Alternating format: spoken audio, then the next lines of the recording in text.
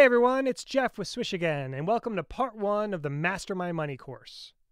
Whether you're saving for a new house, trying to pay off credit card debt, or working toward retirement, knowing where you stand today is the first step toward reaching your financial goals. We developed something called the Budget Grader that helps you evaluate yourself across 4 different areas of personal finance: debt, savings, spending, and happiness. For each area, I'll go over how you should rate yourself, and after we're done, I'll explain what your total score means and where you should go from here. All right, let's get started. First question, are you in debt? A lot of people are really surprised to hear this when I tell them, but most Americans are in debt. This is unfortunately a really common issue here in the United States. Not only is it common, but the amount of debt is huge. For example, nearly $17,000 on average for those Americans with credit card debt. That translates to over $3,000 a year just in interest fees. $3,000 just in fees! Take a look at these numbers and think about how your debt compares to the national averages. Okay, now get out a piece of paper and rate yourself. If you're debt-free, give yourself a 5. If, on the other hand, your debt is spiraling out of control, give yourself a 1.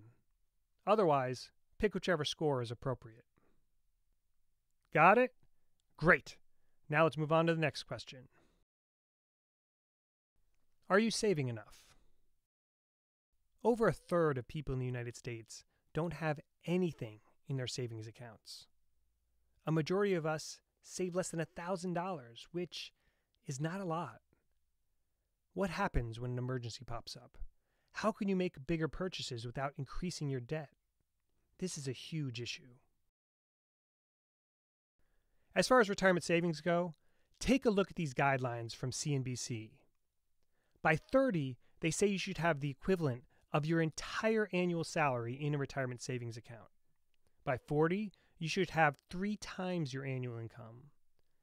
By 65, you should have 8 times your annual income.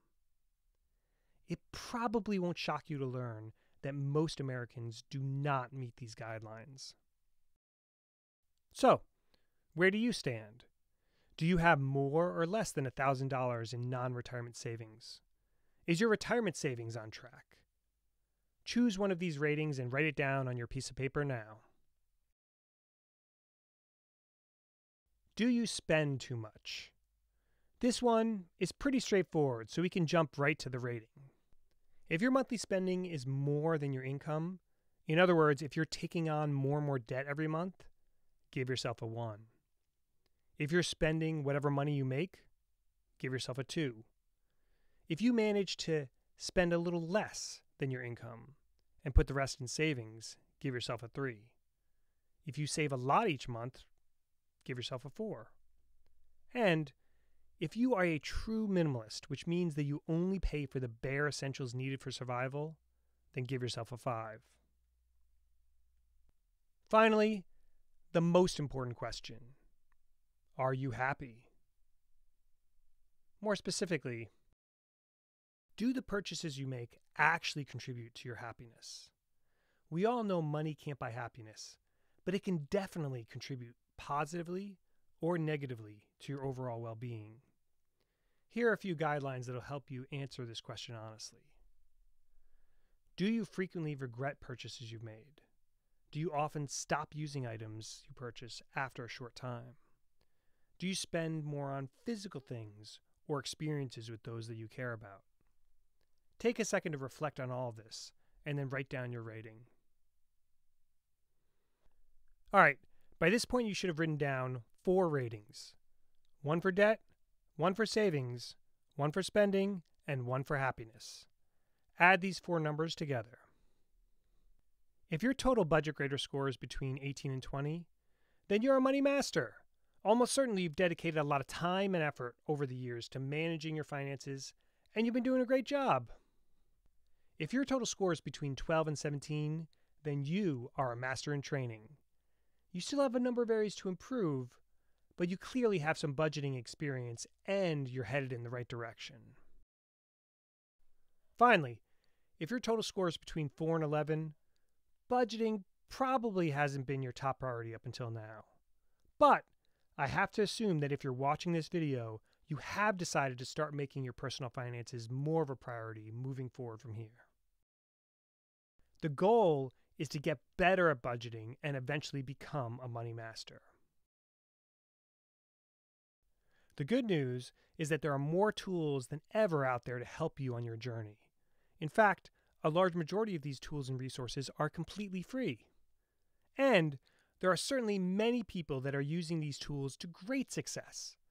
I absolutely loved this one article I ran across on GrowingSlower.com, where they profiled a half a dozen different people who got out of debt and achieved financial freedom. The most amazing thing about this article was that each person took a different path. They each used different tools and took a different approach to budgeting. So there's no one size fits all. At a higher level, though, almost every single success story has 3 things in common. First is finding the right budgeting system for you, one that fits your personality and your life.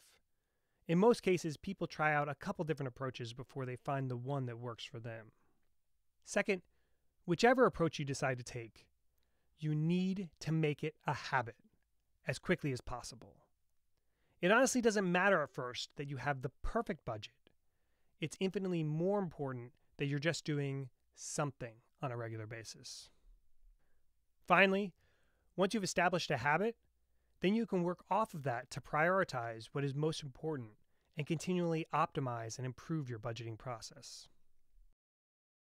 If you follow these steps, it won't be long before you're on your way to being debt-free, financially secure, and loving life. Thanks for watching this video, and I'll see you again in part 2.